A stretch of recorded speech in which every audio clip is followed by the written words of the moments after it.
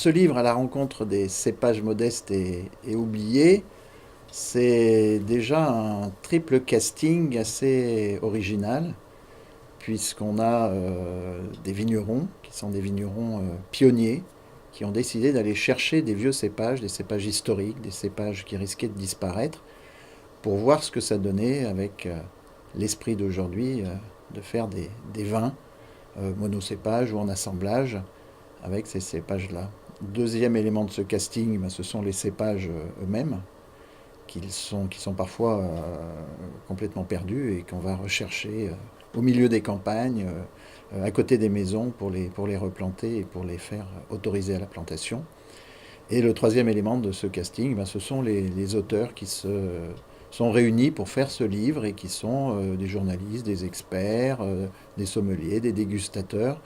des vignerons et qui ont décidé de marquer un petit peu un point étape grâce à ce livre sur ce grand mouvement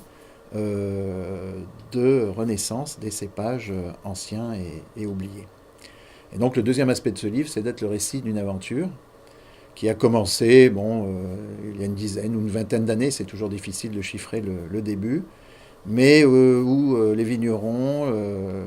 les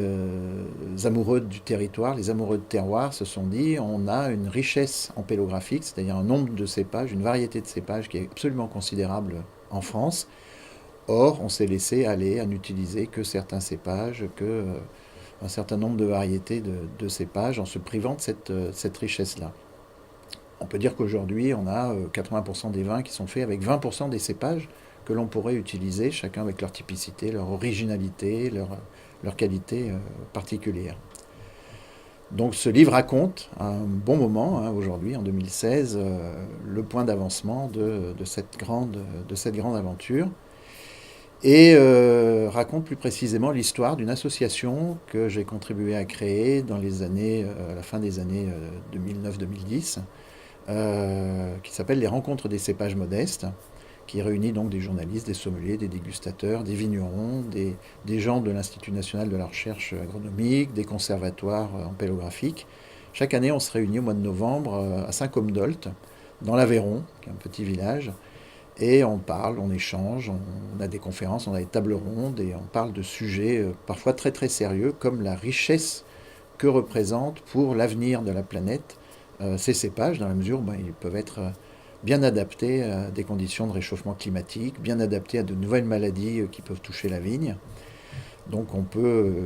aborder des sujets très très sérieux, et évidemment tout ça s'accompagne de beaucoup de dégustations.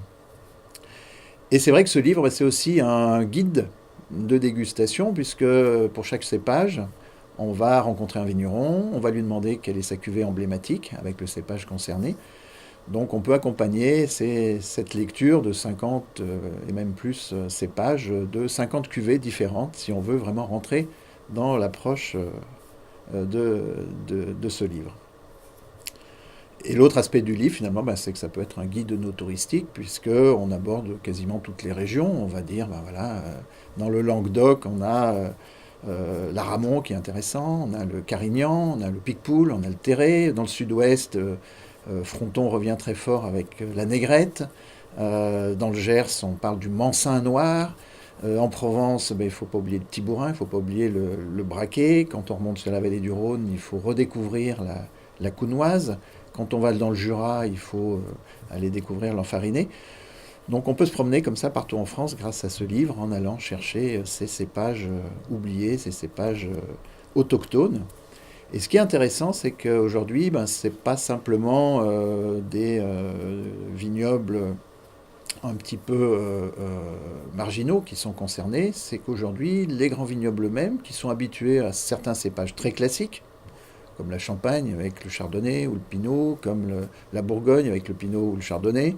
comme la Bordeaux avec ses cépages habituels, aujourd'hui, ces vignobles-là, qui sont des vignobles, on va dire, très très classiques et très orientés sur des cépages traditionnels, se mettent à se rappeler qu'ils ont des cépages anciens, pour la Champagne, l'Arbanne et le Petit Meslier, pour la Bourgogne, la Ligotée, pour Bordeaux, le Castet et le Mansin, puisqu'on a un vigneron qui s'est installé avec l'objectif bien arrêté de recréer les vins tels qu'ils étaient en 1855 lors du fameux classement de Bordeaux,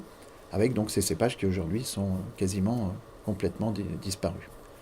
Voilà, ce sont les quelques aspects d'approche de ce livre. Un casting éblouissant, un récit d'aventure,